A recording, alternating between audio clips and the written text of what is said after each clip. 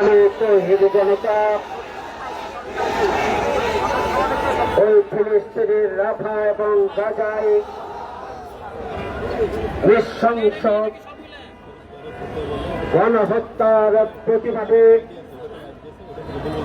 এবং ইসরায়েলকে বিচারের কাঠগড়ায় দাঁড়ানোর দাবিতে আয়োজিত আজকের বিক্ষোভ মিছিল পূর্ব সমাবেশের সম্মানিত নেতৃবৃন্দ, সংগ্রামী ঢাকাবাসী, সাংবাদিক বন্ধুগণ, সংগ্রামী উপস্থিতি সবাইকে জানাই সংগ্রামী সালাম। আসসালামু আলাইকুম। সংগ্রামী ভাই বন্ধুগণ,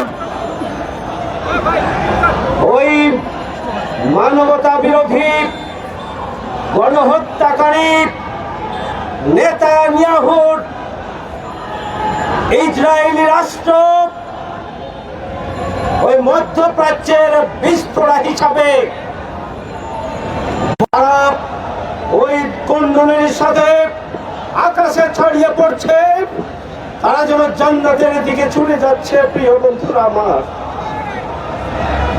আজকে ইসলামী রাষ্ট্রগুলোর একটি সমন্বয় কমিটি ওআইসি, তারা প্রকৃত অর্থে ওই সন্ত্রাসী কার্যক্রম চালিয়ে যাওয়ার লাইসেন্স দিয়েছে। কিসের অপেক্ষায় তারা রয়েছে? তাদের দায়িত্ব কি? আজকে পৃথিবীর ইসলামী রাষ্ট্রের প্রধান যারা রয়েছেন, মুসলিম রাষ্ট্রপ্রধান যারা রয়েছেন, আমরা বিশ্বের সাথে লক্ষ্য করছি মুসলিম রাষ্ট্রপ্রধানগুলো ঐক্যবদ্ধভাবে 200 কোটি মুসলিমকে আগামী দিনে ওই ইসরায়েলি বাহিনীর দাঁত ভাঙা জবাব দেওয়ার জন্য যেভাবে ঐক্যবদ্ধ কর্মসূচি নিয়ে মাঠে নেওয়ার কথা ছিল, আজকে মুসলিম উম্মার প্রতিদিনও ব্যর্থতার পরিচয় দিয়েছে। এর কারণ কি? এর কারণ হচ্ছে বিশ্ব মোড়লদের ইশারার বাইরে, ইঙ্গিতের বাইরে, সিদ্ধান্তের বাইরে তারা কোনো কিছু করতে পারবেন না। 200 কোটি মুসলিম উম্মার দায়িত্বে যে সমস্ত মুসলিম রাষ্ট্রগুলো রয়েছেন, আমরা পরিষ্কার করে বলতে চাই, আজকে ফিলিস্তিনকে নিশ্চিহ্ন করার, বাইতুল মুকাদ্দাসকে দখল করে নেওয়ার যে ষড়যন্ত্রের ধারাবাহিকতায় ইসরায়েলি বাহিনী নৃশংস হত্যাকাণ্ড, গণহত্যা পরিচালনা করছে, যদি আজকে তা থামাতে ব্যর্থ হন, তাহলে প্রস্তুত থাকুন, দেশে দেশে বিক্ষোভ তৈরি হবে, আন্দোলন তৈরি হবে, সংগ্রাম তৈরি হবে। কোন মুসলিম রাষ্ট্রের রাষ্ট্রপ্রধান ক্ষমতায় থাকতে পারবেন না। সেই ধরনের করুণ পরিণতির জন্য অপেক্ষা করুন। আমরা বাংলাদেশ সরকারের কাছে দাবি জানাতে চাই, কোন একজন উপদেষ্টা জনগণকে খুশি করার জন্য আপনারা ফিলিস্তিনের পতাকা নিয়ে তাদের পক্ষে ছবি দিবেন, এটুকুই যথেষ্ট হতে পারে না। আজকে বাংলাদেশ রাষ্ট্রকে সিদ্ধান্ত নিতে হবে এবং ইসরায়েলি সন্ত্রাসী বাহিনীর বিরুদ্ধে কঠোর হুঁশিয়ারি প্রদান করতে হবে। 18 কোটি মানুষের পক্ষ থেকে আমরা বর্তমান সরকারের কাছে সেই দাবি জানাতে চাই। আমরা সরকারের কাছে দাবি জানাতে চাই, অবিলম্বে জাতিসংঘের কাছে লিখিতভাবে জানান, জাতিসংঘ চুপ করে আছে কেন? আমরা তার জবাব চাই।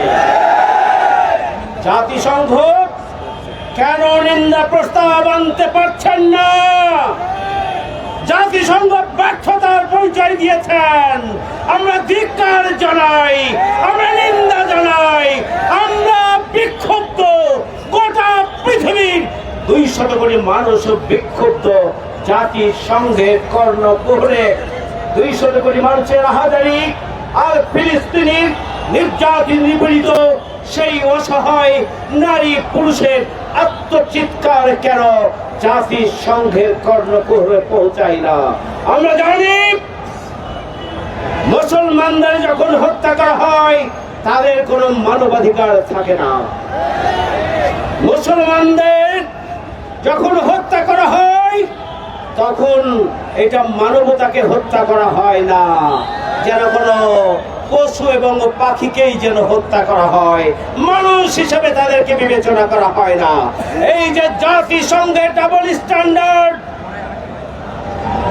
একদিকে ছোট জাতিসংঘের কোনো ব্যবস্থা নাই, পদক্ষেপ নাই, আবারও আমরা 200 কোটি মুসলমানের পক্ষ থেকে ফিলিস্তিনিবাসীদের পক্ষে আপনাদের প্রতি তীব্র নিন্দা এবং রক্ষা করার জায়গা পাবেন না। আল্লাহর রাসূলের যে ভবিষ্যৎবাণী, ইহুদিবাদী রাষ্ট্র ইসরায়েল ধ্বংস হয়ে যাবে ইনশাআল্লাহ, আর ফিলিস্তিন, গাজা এবং রাফা সহ বাইতুল মুকাদ্দাস এটিকে নিশ্চিহ্ন করে দেওয়ার যে চক্রান্ত, সেই চক্রান্তই ব্যর্থতায় পর্যবসিত হবে এবং আগামী দিনে নতুন যে পৃথিবী তৈরি হবে, নতুন যে বিশ্ব ব্যবস্থা গড়ে উঠবে, সেই বিশ্ব ব্যবস্থার রাজধানী হবে বাইতুল মুকাদ্দাস, বিশ্ব ব্যবস্থার রাজধানী হবে ফিলিস্তিন। ইসলাম বিরোধী শক্তি, ওই ইহুদিবাদী দোসররা, যাদের শক্তি এবং সামর্থ্য নিয়ে ইহুদিরা আজকে ফিলিস্তিনের অস্তিত্বকে মুছে ফেলে দেওয়ার ষড়যন্ত্র করছেন, আমরা তাদের কাছে পরিষ্কার করতে চাই, ফিলিস্তিনকে আপনারা অস্তিত্বহীন করে নিশ্চিহ্ন করতে পারবেন না। ইনশাআল্লাহ আপনারাই নিশ্চিহ্ন হবেন, আপনারাই শেষ হয়ে যাবেন। আপনাদেরকে ইসরায়েলকে পৃথিবীর মানচিত্রে খুঁজে পাওয়া যাবে না। সংগ্রামী ভাইয়ের আমার, আমাদের clear statement that Israel is the enemy of humanity. Israel, enemy of human rights. Israel, enemy of Muslim Ummah.